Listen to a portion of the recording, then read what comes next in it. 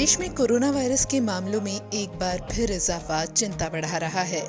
ऐसे में corona virus के खिलाफ देश में चल रहा दुनिया का सबसे बड़ा वैक्सीनेशन अभियान भी जारी है। अब तक वैक्सीन की 2,09,89,010 खुराकें दी जा चुकी हैं। बीते दिन 66,666 लोगों को वैक्सीन लगाई गई। आगामी दिनों में ये आंकड़ा और बढ़ने की उम्मीद है।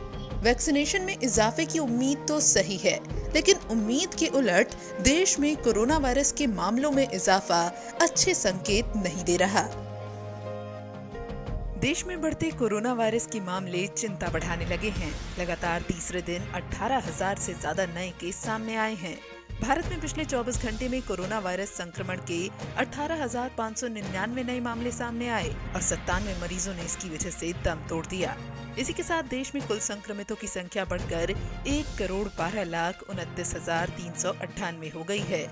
इनमें से 1,57,853 लोगों को इस खतरनाक वायरस के कारण अपनी जान गंवानी पड़ी है। सक्रिय मामलों में लगातार कई दिनों से इजाफा देखने को मिल रहा है।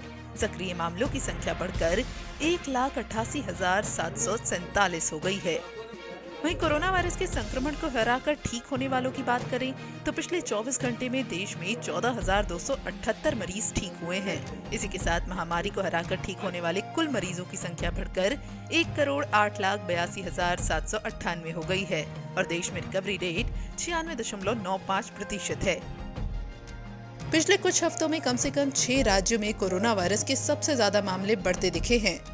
केंद्र सरकार ने महाराष्ट्र, केरल, पंजाब, कर्नाटक, गुजरात और तमिलनाडु की पहचान उन 6 राज्यों में की है जहां हाल के हफ्तों में कोरोना के नए मामलों की संख्या में उछाल देखा गया है। ये 6 राज्य दैनिक मामलों की संख्या में बढ़ोतरी के लिए 80% से ज्यादा के हिस्सेदार हैं।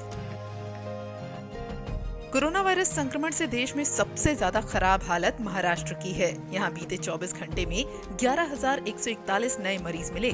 ठीक एक महीने पहले 7 फरवरी को ये संख्या 2,673 थी, यानी रोज मिलने वाले मरीजों की संख्या अब 4 गुना बढ़ गई है। पिछले साल 16 अक्टूबर के बाद ये पहला मौका है जब नए मरीजों की संख्या 11,000 के पार करी है।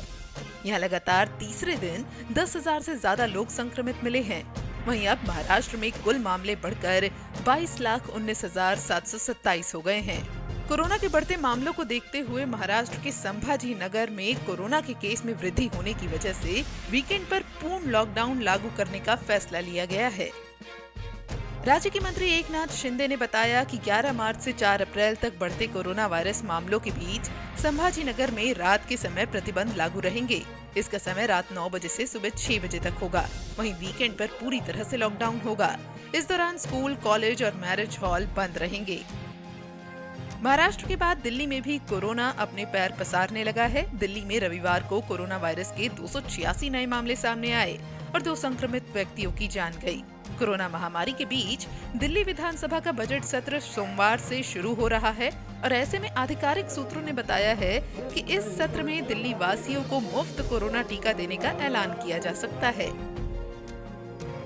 इस बीच देश के स्वास्थ्य मंत्री डॉक्टर हर्षवर्धन का कहना है कि भारत में कोरोना अब खत्म होने की कगार पर है। उन्होंने कहा कि इस स्तर पर कामयाब होने के लिए हमें 3 बातें मानने की जरूरत है। वैक्सीनेशन अभियान से राजनीति को दूर रखें, वैक्सीनेशन के पीछे के विज्ञान पर भरोसा करें और तय करें कि हमारे अपने लोगों को समय पर टीका लगाया जाए। वैसे यहाँ एक बात जरूर साफ कर दे कि दैनिक जागरण कोरोना वायरस की किसी भी वैक्सीन या दवा के इस्तेमाल की सिफारिश नहीं करता है, ना ही किसी दावे की पुष्टि करता है। दैनिक जागरण के वीडियोस सिर्फ और सिर्फ जानकारी के लिए हैं।